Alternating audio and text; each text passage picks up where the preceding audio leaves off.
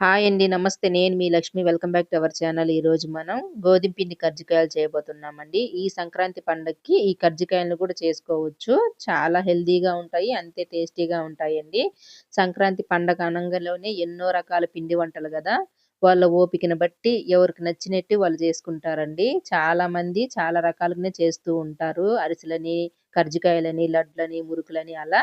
ఇప్పుడు ఇవి గూడా ఒకసారి చేసి చూడండి. మనకి గోధుమ పిండితో చానా హెల్తీగా ఉంటాయి. మనకిది ఇంచి చూపిస్తే గూడా చూసారు గదండీ! ఎంత కరకరలాడుతూ ఉందో. టేస్ట్ కూడా చాలా బావుంటుంది.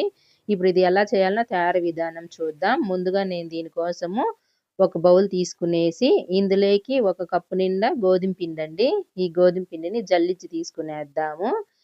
ఇలా జల్లెడలో వేసి మొత్తం పిండంతా జల్లించుకునేద్దామండి. ఇలా మొత్తం జల్లించుకున్న తర్వాత, ఇప్పుడు మనం ఇందులో ఒక అరకప్పు సూజీ రవ్వండి. బొంబాయి రవ్వ అంటారు గదా! ఇది. ఈ బొంబాయి రవ్వ అరకప్పు వేసుకోవాలి. ఒక కప్పు గోధుమ పిండికి అరకప్పు బొంబాయి రవ్వ వేసుకునేసి, ఇందులోనే కొద్దిగా ఉప్పు వేసుకునేద్దాము. ఈ బొంబాయి రవ్వ వేసేదాని వల్ల పైన లేయర్ అనేది క్రిస్పీగా వస్తాది. ఇలా మొత్తం ఉప్పుని, బొంబాయి రవ్వని, పిండిని బాగా కలుపుకునేసి, ఇప్పుడు ఇందులో ఒక 3, 4 స్పూన్లు కాచిన నెయ్యండి. నెయ్యైనా, నూనె అయినా ఏదైనా వేసుకోవచ్చు. నేనిలా నెయ్యిని వేసినాను. నెయ్యనేది వేడిగా ఉంటుంది గాబట్టి స్పూన్‌తో ఇట్లా బాగా ఒకసారి అనుకునేసి, ఇది చల్లారిన తర్వాత ఇప్పుడు మనం స్పూన్ తీసేసి చేత్తో పిండిని మొత్తం బాగా కలుపుకోవాలి. నెయ్యనేది కొంచెం ఎక్కువే వేయాలండి పిండిలో. పిండిని మొత్తం ఇట్లా కలుపుకున్న తర్వాత, ఈ పిండనేది మనకిలా ముద్ద గట్టాలి. అప్పుడే మనకి కర్జికాయలనేది చాలా బాగొస్తాయి. ఇలా ముద్ద కట్టకపోతే మళ్ళీ కొంచెం నెయ్యనేది కాచి వేసుకోండి. నెయ్యి గాని, నూనె గాని మీరు వేసేది ఏదైనా. ఇట్లా మొత్తం కలుపుకున్న తర్వాత ఇప్పుడు ఇందులో కాచి చల్లార్చిన గోరువెచ్చని నీళ్ళండి. ఇలా పిండిలో కొద్దిగా నీళ్లు వేసుకుంటూ పిండి మొత్తాన్ని చపాతీ పిండిలాగా కలుపుకోవాలండి. చూసుకుంటూ వేసుకోవాలి నీళ్ళనేది. మళ్ళా మనకి ఎక్కువైపోతే జారుడుగా అయిపోతుంది గదా!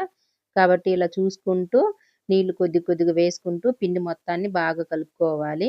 ఇలా బాగా కలుపుకున్న తర్వాత మనకి చేత్తో ఇట్లా ప్రెషర్ ఇస్తూ కలుపుకోవాలండి. రవ్వనేది మనకి సాఫ్ట్‌గా అయిపోతుంది. నీళ్ళను గూడా బాగా అబ్జర్వ్ చేసుకుంటుంది. ఇలా పిండిని మొత్తం కలుపుకున్న తర్వాత పైన కొంచెం నూనె వేసుకోవాలి. ఇలా నూనె వేసుకునేసి మరొకసారి ఈ పిండిని అట్లా ఒకసారి కలుపుకునేసి మూత పెట్టి కాసేపు పక్కన పెట్టుకునేద్దాము. ఈ లోపల మనము కజ్జికాయలకి స్టఫింగ్ రెడీ చేసుకునేద్దాము. ఆ లోపల పిండి కూడా నానిపోతుంది గదా! ఇప్పుడు మనం స్టఫింగ్ కోసము పుట్నాల పప్పండి. ఒక కప్పు నిండా పుట్నాల పప్పు తీసుకున్నాను. ఈ కప్పు మెజర్‌మెంట్ వచ్చేసి మనం బెల్లం తీసుకున్నాం గదా! ఈ కప్పుతో 1:30 కప్పు ఉంటాయండి పుట్నాలు. అలానే ఒక అరకప్పు నువ్వులు, ఒక కప్పు నిండా ఎండు కొబ్బెర, బెల్లం గూడా ఒక కప్పు నిండా తీసుకున్నానండి. నువ్వులొచ్చేసి ఏంచుకున్నాను. ఇప్పుడు మనం మిక్సీ జార్ తీసుకునేసి ముందుగా ఎండు కొబ్బెర, అలానే ఒక 4, 5 యాలకులు వేసుకునేసి దీన్ని మిక్సీ వేసుకునేద్దాము. ఇలా పౌడర్‌లాగా చేసుకున్న తర్వాత ఇప్పుడు దీన్ని ఒక బౌల్‌లో వేసుకునేద్దాము. ఇలా మొత్తం బౌల్‌లో వేసుకున్న తర్వాత మళ్ళీ ఇదే మిక్సీ జార్‌లో మనం బెల్లం వేసుకునేద్దాము. ఒక కప్పు బెల్లం అనేది స్వీట్ కరెక్ట్‌గా సరిపోతుందండి. అలానే కొద్దిగా పుట్నాలు గూడా వేసుకునేసి ఇప్పుడు ఈ బెల్లాన్ని, పుట్నాలని మెత్తగా పౌడర్‌లాగా చేసుకోవాలి. మనకు బెల్లం మెదిగేంత వరకు మధ్య మధ్యలో చూసుకుంటూ ఇలా మెత్తగా వేసుకోవాలి. చూసారు గదా! ఇలా రావాలండి. ఇప్పుడు మనం దీన్ని కొబ్బరి వేసుకున్నాం గదా! ఆ బౌల్‌లోనే వేసుకునేద్దాము. ఇలా మొత్తం దీంట్లోనే వేసుకునేసి, మళ్ళీ ఇదే మిక్సీ జార్‌లో మిగతా పుట్నాల పప్పు ఉంది గదా! దాన్ని ఏంచి పెట్టినామండి నువ్వులు. నువ్వులు గూడా వేసుకోవాలి. నువ్వులు పచ్చివే వేస్తే బావుండవు. ఏంచి పెడితేనే బావుంటాయి. ఇప్పుడు దీన్ని కొంచెం బరగ్గా వేసుకునేద్దాము. ఇలా బరగ్గా వేసుకోవాలండి. బెల్లం వేసుండేది మాత్రం నున్నగా వేసుకునేసి, మళ్ళీసారి వేసుండేది బరగ్గా వేసుకునేస్తే మనకి కజ్జికాయల్లో తినేప్పుడు చాలా బావుంటుంది. ఇప్పుడు ఈ పొడి మొత్తం వేసుకున్న తర్వాత అంతా కలిసిపోయేలాగా ఇలా ఒకసారి కలుపుకోవాలి. ఇలా మొత్తం కలుపుకునేసి దీన్ని పక్కన పెట్టుకునేద్దాము. మనం అన్నీ హెల్తీగా చేస్తా ఉన్నాం కాబట్టి బెల్లం వేసినామండి. లేకపోతే ఇందులో చక్కెర వేసుకునేస్తారు చాలామంది. ఇప్పుడు మనం పిండిని ఒకసారి చూద్దాము మూత తీసి. చూసి ఒకసారి ఇట్లా బాగా కలుపుకునేసి ఇప్పుడు ఇందులోంచి కొంచెం కొంచెం పిండి తీసుకునేసి చపాతీలాగా చేసుకునేద్దాము. ఇప్పుడు ఇందులో ఒక 3 ఉండల్లాగా తీసుకునేసి చపాతీ రుద్దుకునేద్దాము. ఇలా 3 ఉండలు తీసుకున్నాం గదా! మనం ఎక్కడైతే చపాతీ రుద్దుతామో అక్కడనే ఇది పెట్టుకునేద్దామండి. ఈ పిండి ఆరిపోకుండా మూతేసి పక్కన పెట్టుకునేద్దాము. ఇప్పుడు మనము ఒక్కొక్కటి చపాతీలాగా చేసుకునేద్దాము.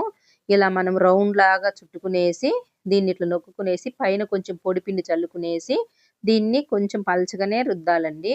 ఈ చపాతీలు గాని, కర్జికాయలు చేసేప్పుడు ఇద్దరుంటే ఒకరు చపాతీ చేస్తా ఉంటే, ఇంకొకరు నూనెలో ఇవి ఫ్రై చేస్తా ఉండొచ్చండి. ఒకరే అయితే తక్కువ తక్కువ చేసుకోవాలి. ఎందుకంటే ఇవి మనం చేసి పెట్టినామంటే ఆరిపోతే చీలిపోతాయి ఆయిల్‌లో వేసినప్పుడు. కాబట్టి ఇలా ఒక్కరున్నప్పుడు తక్కువ క్వాంటిటీలో చేసుకుంటే మంచిది. మొత్తం 3 ఉండల్ని ఇలా చపాతీలాగా చేసుకున్నాం గదా! ఇప్పుడు మనం ఇందులో కర్జికాయల పిండి పెట్టుకునేద్దాము. ఇలా కొంచెం పెట్టుకున్న తర్వాత ఇప్పుడు మనం ఇది చేత్తో చేస్తా ఉండామండి. ఇప్పుడు మనం 1:30 స్పూన్ పెట్టుకున్నాం గదా! తక్కువనే పడుతుంది. చూసుకొని పెట్టుకోండి. ఇలా సైడ్‌కి ఏదన్నా వస్తే అడ్జస్ట్ చేసుకొని లోపలికి ఇప్పుడు చపాతీని ఇట్లా మడవాలి. ఇట్లా మడిచి చేత్తో ఇట్లా కొంచెం ప్రెస్ చేయాలండి. చూసారు గదా! ఇలా చెయ్యాలి. ఇట్లా కొంచెం నొక్కుకున్న తర్వాత ఇప్పుడు మనము సైడున ఏదన్నా అడ్జస్ట్ చేసేదానికి చాకుతో ఇట్లా చేసుకోవాలి. ఒకవేళ మీకు ఫస్టే రౌండ్‌గా రావాలనుకుంటే చపాతీలని చేసేప్పుడు ఏదన్నా ఒక బౌల్ పెట్టుకునేసి దాంతో కట్ చేసుకోవచ్చండి. అప్పుడు మీకు చపాతీ గూడా రౌండ్‌గా వస్తుంది. ఇప్పుడు మొత్తం ఇట్లా చేసుకున్న తర్వాత ఇది స్పోక్ ఉంటుంది గదా! మనకి ఈ స్పోక్ స్పూన్‌తో మనం ఇట్లా అడ్జస్ట్ చేసుకోవాలి. చూడండి మనకి కర్జికాయల మౌల్ లేకపోయినా గానీ ఎంత బాగొచ్చిందో. చాలా బాగొచ్చింది గదా! ఇప్పుడు దీన్ని ఒక ప్లేట్‌లో వేసుకునేసి, దీనిపైన ప్లేట్ గానీ, లేదా ఏదైనా క్లాత్ గానీ కప్పి పెట్టినామంటే ఆరిపోకుండా ఉంటుంది. నేనైతే ఇలా క్లాత్ కప్పి పెట్టున్నానండి. మళ్ళీ నేను ఇంకొకటి చేసి చూపిస్తాను చూడండి. ఇదే మాదిరిగా కొంచెం పిండి వేసుకున్నాం గదా! ఇప్పుడు మనం మళ్ళీ సేమ్ అట్లే మడుచుకునేసి, ఇట్లా అడ్జస్ట్ చేసుకొనేసి, ఈ సైడ్ ఉండేదంతా చాకుతో కట్ చేసుకునేసి, మళ్ళీ ఇదే మాదిరిగా స్పోక్‌తో డిజైన్ పెట్టుకునేద్దాము. ఇంతే అండి. ఇలా చేత్తో గూడా ఈజీగా చేసుకోవచ్చు కర్జికాయలనేది. నేను ఆల్రెడీ ఇంకొక విధంగా గూడా చేసి చూపిచ్చున్నానండి కర్జికాయలు. మన ఛానల్‌లో ఉంది. చూడనోళ్ళు ఎవరైనా వెళ్లి చూడండి. ఆ కర్జికాయలొచ్చేసి పల్లీలు కర్జికాయలండి. అంటే పల్లి పొడి స్టఫింగ్ అనేది. అది గూడా చాలా టేస్టీగా ఉంటుంది. ఇది పుట్నాల పప్పుది గదా! అది పల్లీలదండి. ఇప్పుడు మనము కర్జికాయల మౌల్‌తో ఒత్తుకుంటా ఉన్నాం చూడండి. ఇలా సైడున కొంచెం పిండి వేసినామంటే మనకిది అతుక్కోకుండా వస్తుంది.